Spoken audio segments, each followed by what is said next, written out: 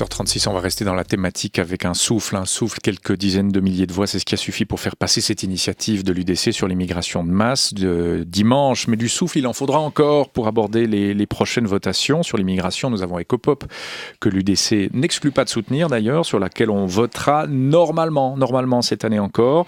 Nous avons l'extension de la libre circulation à la Croatie, du moins si cette votation n'est pas gelée par le vote de dimanche. On l'abordait avec Esther Coco tout à l'heure.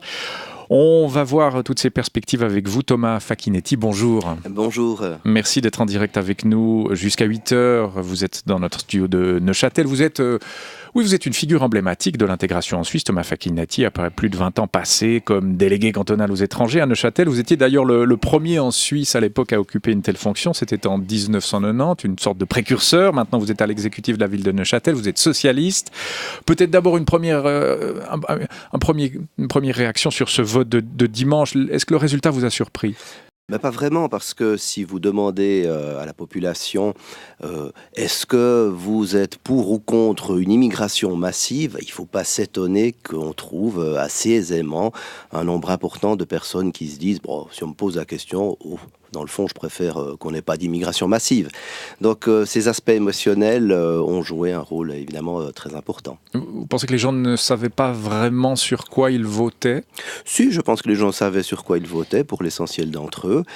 Simplement que dans le secret de l'isoloir, à un moment donné, on se dit, bon, allez, si je peux donner un signal qu'il ne faut pas qu'on aille trop loin dans l'immigration, eh bien, j'ai l'occasion de le faire, je donne ce signal. Beaucoup ont dit, déjà dimanche après-midi, hier et ce matin encore, on peut le lire, que ce n'est pas un vote anti-étranger, que ce n'est pas un vote xénophobe. Vous n'êtes pas d'accord avec ça ?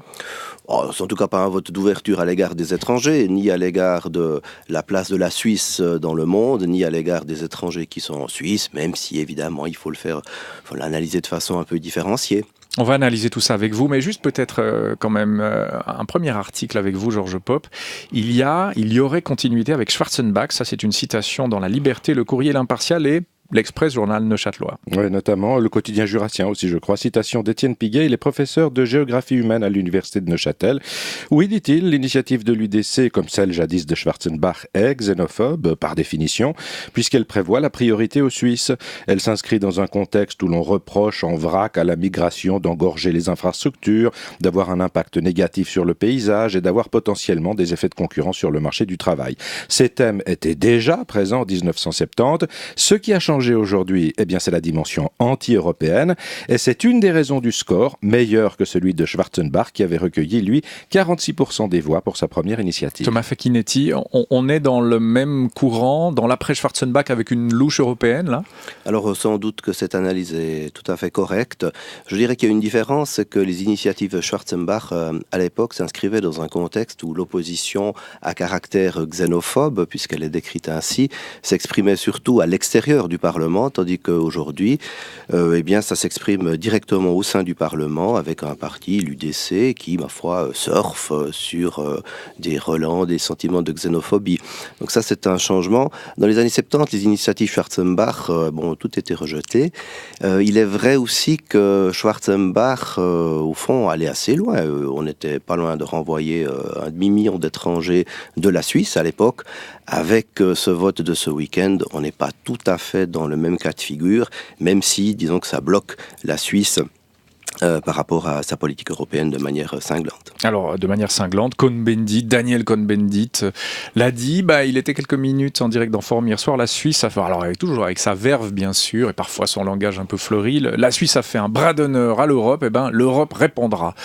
Et vous dites pas forcément autre chose, vous dites réponse cinglante de l'Europe, d'ailleurs on a déjà quelques bribes de conséquences, Erasmus, la recherche, etc. Vous pensez que l'Europe va répondre de manière cinglante ? Alors j'espère pour la Suisse qu'elle ne répondra pas de manière trop cinglante. L'Europe est elle-même confrontée à des tensions liées à l'immigration très fortes, à des montées de xénophobie qu'on observe partout en Europe. Et disons, les autres gouvernements européens devraient aussi balayer devant leur porte avant de épingler trop rapidement la Suisse. Question qui s'est posée, que je vous pose. Est-ce que la Suisse accueille ou accueillait beaucoup d'étrangers, trop d'étrangers en proportion européenne, Thomas Facchinetti ? Est-ce que c'est pas ça le fond du problème ? Certainement pas, parce qu'en fait, la Suisse a toujours construit sa prospérité sur une forte immigration. C'est un pays un pays avec peu d'habitants, et bien voilà, son développement économique, sa prospérité repose sur l'immigration. Ça a été de tout temps un facteur décisif. Et puis c'est vrai qu'en revanche, on a une politique d'intégration, notamment au niveau de la naturalisation, qui est parmi les plus restrictives d'Europe, qui fait que, de fait, on a quand même beaucoup d'étrangers qui sont parfaitement éligibles à la nationalité suisse, mais qui, en raison des durcissements de la politique de naturalisation, sont encore, disons, administrativement dans la catégorie étranger. Alors ils viennent un peu fleurir les statistiques d'étrangers. La carte du vote et des résultats de dimanche peut aussi être la carte de la bonne ou mauvaise intégration en Suisse. On peut faire le parallèle entre les deux?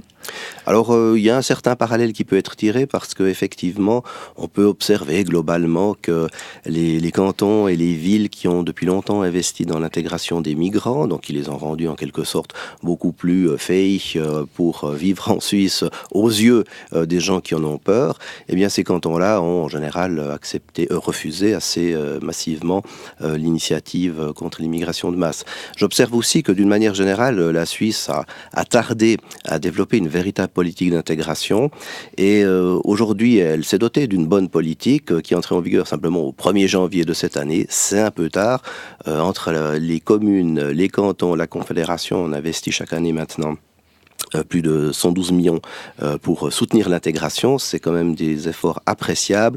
On investit à long terme, on s'inquiète de comment ça se passe déjà dans l'enseignement préscolaire, au jardin d'enfants, on développe les cours de langue, on s'intéresse beaucoup plus à l'accès au marché du travail, à la réinsertion de ceux qui ont perdu pied. Donc là, il y a des efforts qui vont vraiment dans la bonne direction, mais les résultats ne se feront sentir que dans quelques années et la Suisse a pris un train de retard.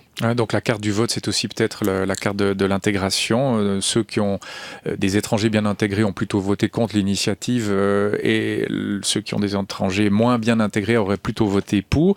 Est-ce que ça va aussi constituer pour le marché du travail, les milieux économiques, les mesures d'accompagnement, une sorte d'électrochoc, ce qui s'est passé dimanche selon vous?